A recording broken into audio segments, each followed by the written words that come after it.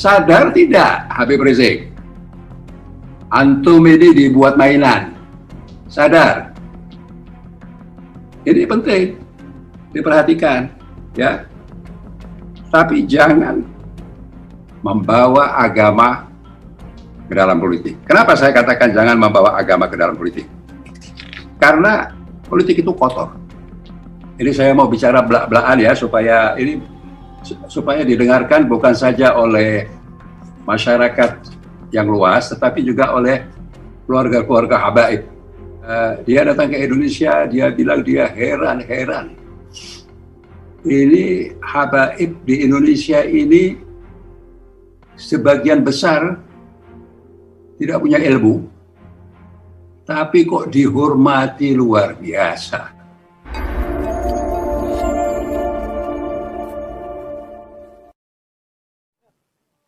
Terus terang saya baru pertama kali dipanggil Habib di publik ini. Gelar Habib ini berat sekali.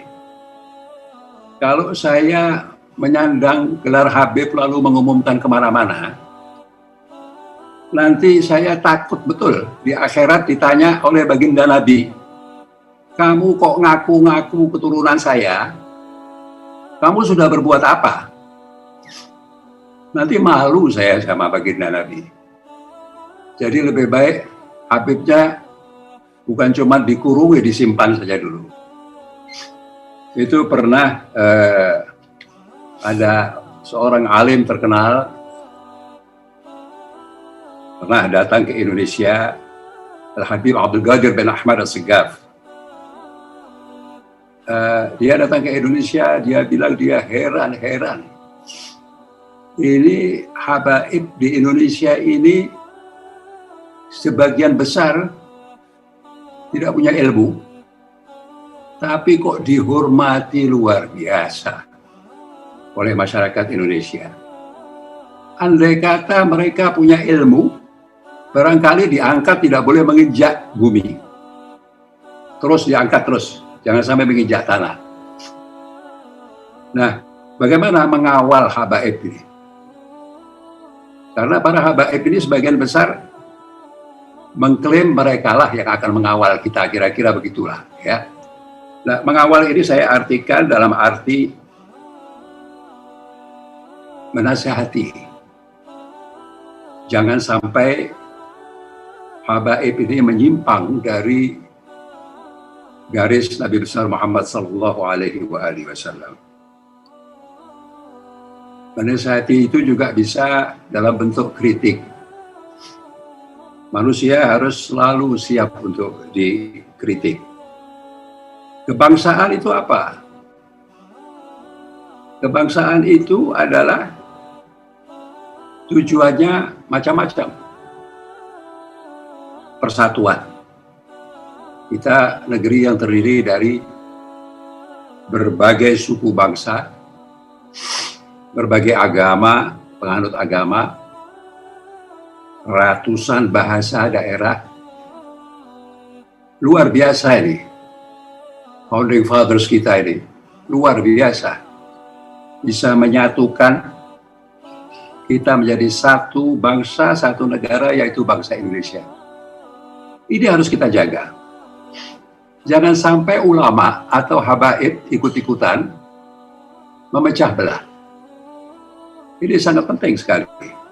Itu, kebangsaan itu, salah satu artinya itu. Kebangsaan juga kita harus jaga kedaulatan negeri ini.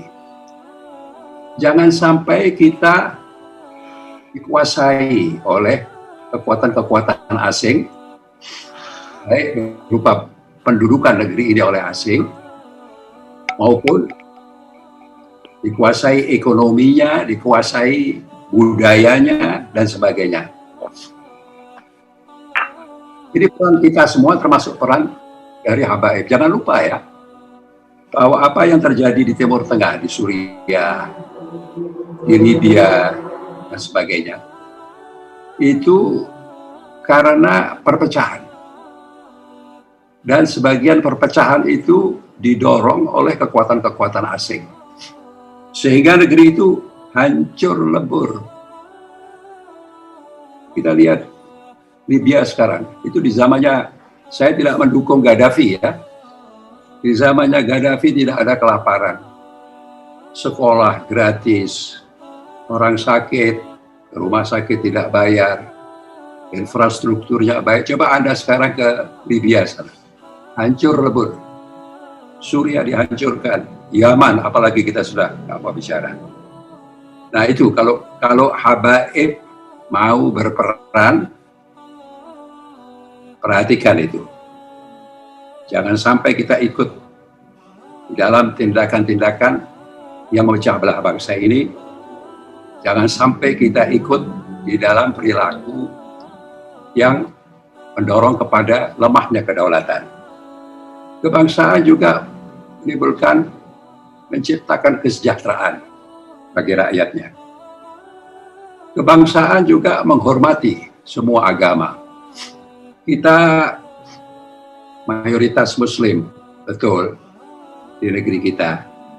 Tapi mayoritas itu tidak berarti boleh menekan minoritas. Bukan begitu.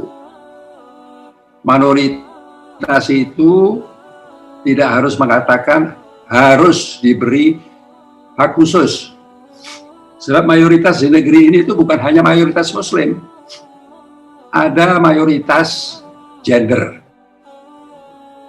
Saya tidak tahu apakah laki-laki lebih banyak dari perempuan. Lalu mengatakan presiden harus laki-laki.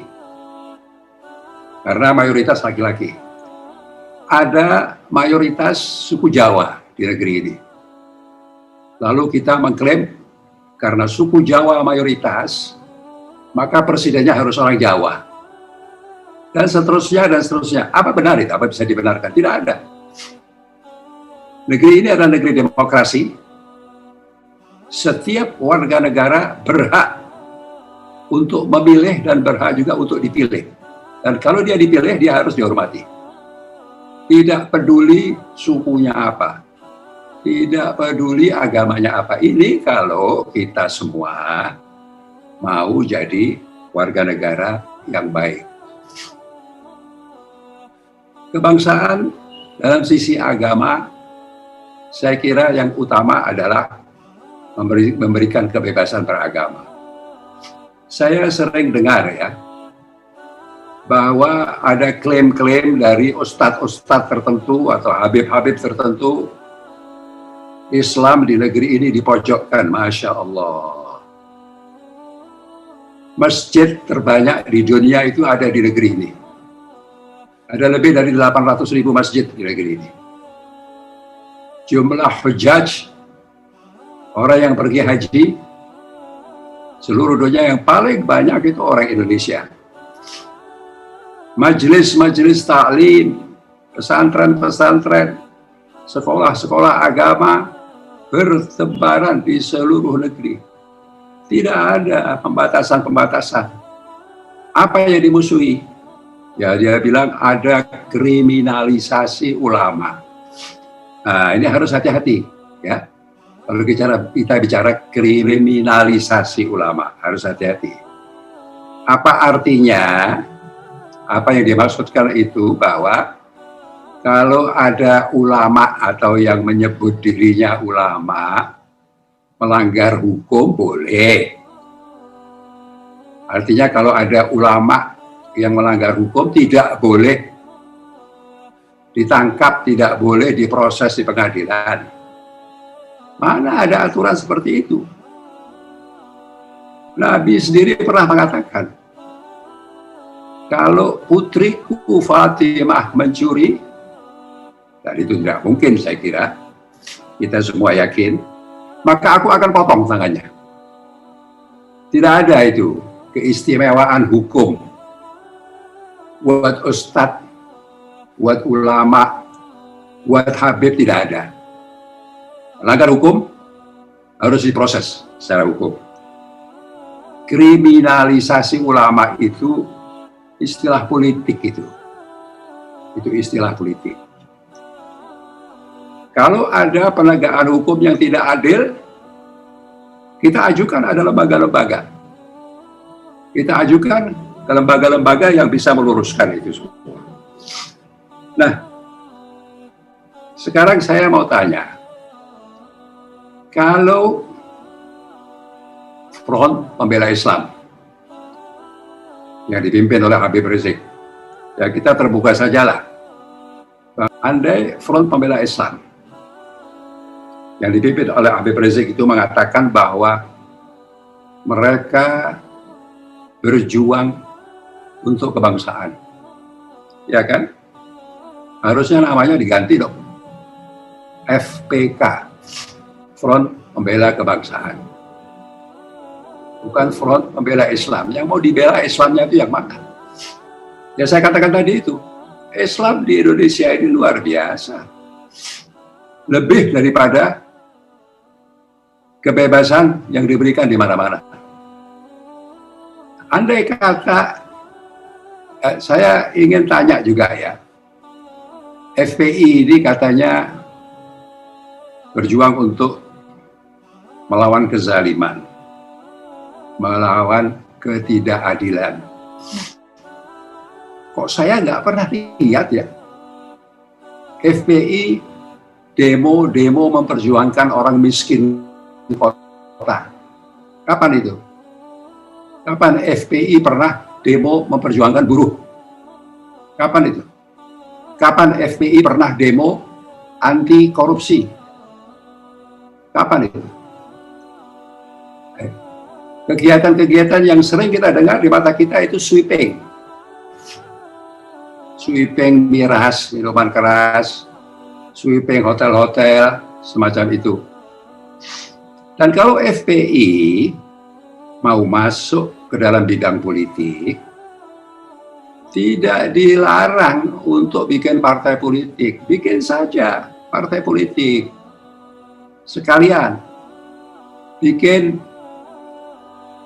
PPI, Partai Pembela Islam. Boleh. Ada prosedurnya, ada syarat-syaratnya. Tapi jangan membawa agama ke dalam politik. Kenapa saya katakan jangan membawa agama ke dalam politik? Karena politik itu kotor. Jangan naif lah, ya, jangan naif. Saya mau bicara terbuka lah, supaya semua orang tahu, dan mudah-mudahan para pendukung Habib Rizik juga tahu, dan mudah-mudahan sampai juga ke Habib Rizik, mudah-mudahan. Saya ingin kasih tahu ya, ini ustadz-ustadz, Habib-Habib, dan lain sebagainya itu, sadar tidak bahwa politisi yang mengelilingi Habib-Habib ini itu bawa kalkulator, berhitung. Kenapa mereka mendekati Habib, mendekati ulama, mendekati ustadz? Karena mereka tahu banyak pengikutnya, banyak penganutnya.